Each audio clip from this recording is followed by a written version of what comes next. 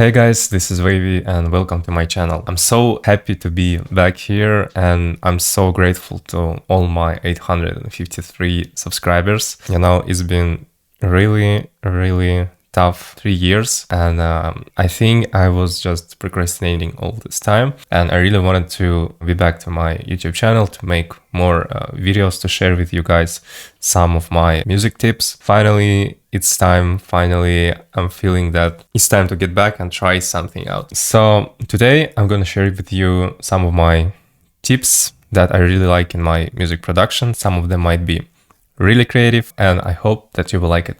Alright guys, so the first tip that I would like to share with you is dynamic SSL EQ. How to make it? First of all, we need to take the drum loop.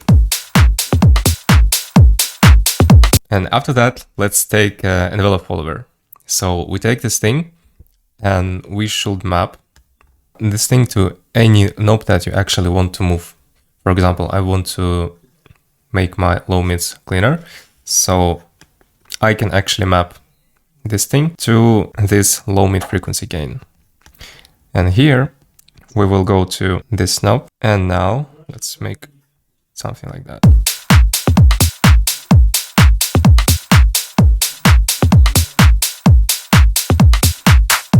This way you're getting your SSL channel EQ dynamic. And if you, for example, like want something to clean up or you want to get rid of muddy bass, you can just easily make it dynamic. And why I like exactly this thing, exactly SSL channel, because this is one of the most musical EQs. So I really like this tip. Okay, so the second tip is gonna be GM Audio Ducker. I really like this plugin. Actually, it's not a plugin. Actually, it's Max for Live device. I think that this is one of the best sidechain plugins because this has actually a special algorithm that has, I don't know how to say it. This thing can clean up some milliseconds before your kick actually starts to play. I'm talking exactly about these milliseconds.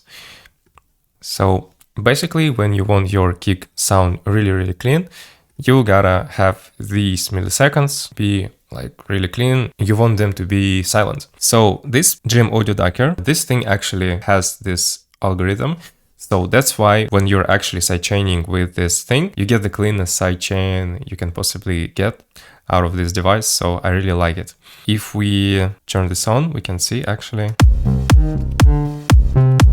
these 4 knobs. Hold is the timing when your ducking is actually active. So you get this like more like a vacuum feeling. Release is actually the timing when your ducking gets back. And curve is the thing. Curve is actually the curve of your release. So when you make it -1,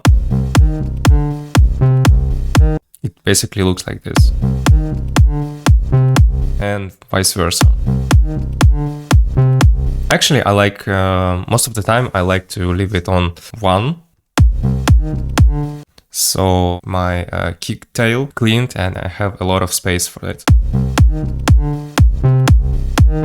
Actually, also a very good plugin for sidechaining is Shaperbox. And you can get a lot of options actually over there as well. And I really like one special option over here. It's trigger shift. This thing actually is the same that has the GM Audio Ducker. This thing basically starts sidechaining even before your kick hits. So this way you will get the cleanest transient possible. So yeah, let's move to another tip. Okay, so tip number 3 is actually going to be a Minimeters. Minimeters is a standalone program that actually allows you to see your audio in several dimensions. You can actually see it as frequencies, you can actually see it as a waveform, you can see the stereo dimension, you can actually use it in many ways. And my favorite thing about this plugin is actually that you can resample anything that goes through this plugin. For example, let's play something from this demo. And here we can have the clip button. This thing actually records everything that millimeters. Here's the last 10 seconds. You can actually turn on the another button that allows you to record anything that goes through this program in 1 minute. And yeah, after that, you can actually drag and drop this into your DAW and you can do whatever you want with this. For example, we can take this and maybe pitch it up on octave, or we can turn on the beats and chop it on like 116. I don't know, like you can do whatever you want. When you work on your sounds, you can be creative as much as you can. So this millimeters actually allows me to open a lot of opportunities in my sound design sessions. Tip number 4 is actually a reverb sound design trick. So what's the trick? The main thing about it is that you can actually play, like for example,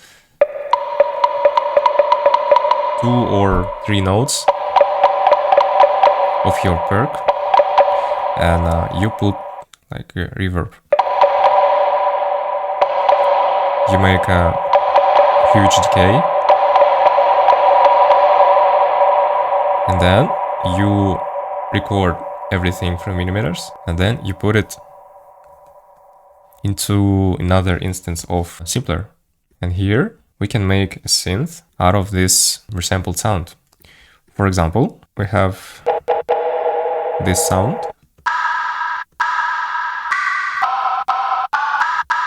And you see, we are getting unique sounds this way. And here we can add more release, for example.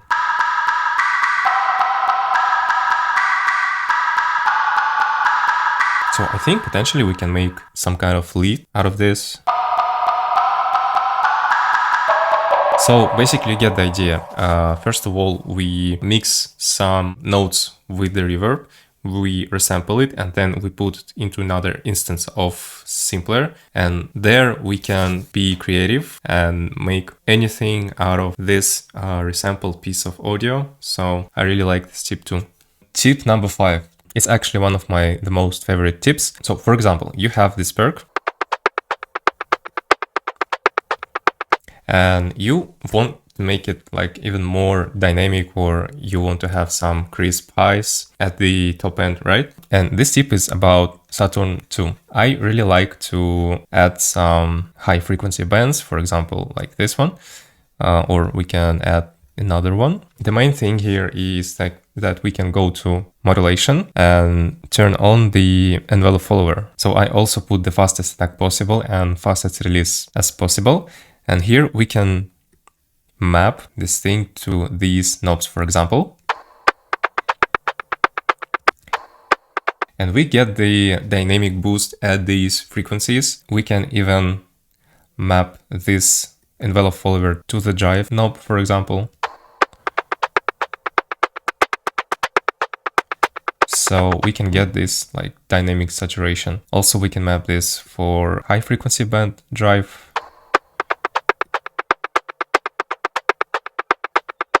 Or we can actually make it even more. I also actually would like to get some crispiness out of these perks, so I think I will add some high frequency band modulation over here. So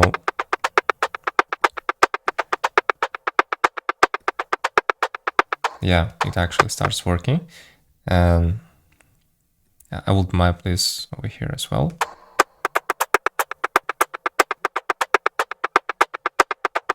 We can actually try to boost this presence band. You know, my favorite thing about this modulation is that you can also map this even to a mix knob. So let's try.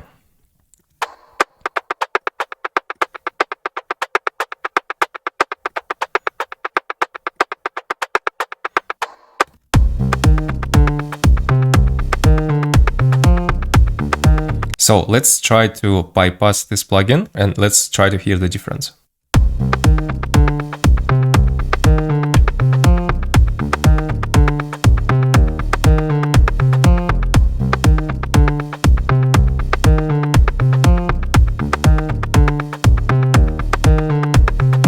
So this iteration actually starts to work in a more dynamic way. We get more presence out of this percussion. Also really like this tip. Guys, so it's time to finish the video. I really hope that you enjoy it and really hope that these tips will help you in your music production. Please leave the comment which was the most favorite tip for you that you actually didn't know and you actually enjoyed. And yeah, make sure that you have a good day today.